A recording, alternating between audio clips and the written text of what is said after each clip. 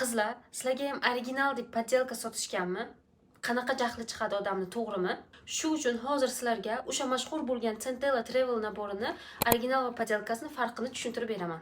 Bir ko'rinishda o'ylashingiz mumkin, что mana bu chiroyli upakovkaligi original deb. No, bu original emas, bunisi podelka. Podelkasi upakovkada chiqadi, originali upakovkasiz chiqadi. Originalida chiqarilgan sanasi yozilgan, a podelkada chiqarilgan sanasi yozilmagan. Originalning ichida o'zining instruksiyasi bo'ladi, podelkasining ichida instruksiyasi yo'q mana. Tak, mana bunisi podelkasi, mana bunisi originali. Agar diqqat bilan e'tibor bersangiz, ozgina rangida farq qiladi. Podelkasi ochroq rangi. Original to'qroq. Bu yerda gidrofil yog'i bilan toneri. Mana bu ikkalasi podelka, mana bu ikkalasi original. Bu yerdan ham e'tibor bersangiz, originalini rangi to'qroq, a podelkasini rangi ochroq. Yuz uchun kremi, mana bu podelkasi, bu originali. Ichini ochib farqini ko'rasizlar. Podelkasida mana bunisining rangi to'qroq bo'ladi, originalda ochroq bo'ladi. Uchun penkasi, mana bu podelkasi уже rangidan ko'rsa bo'ladi, mana bu original. Podelka mahsulotlariga aldanib qolmanglar. Agar yuzingizga to'g'ri original mahsulot tanlamoqchi bo'lsangiz, menga direktdan yozinglar.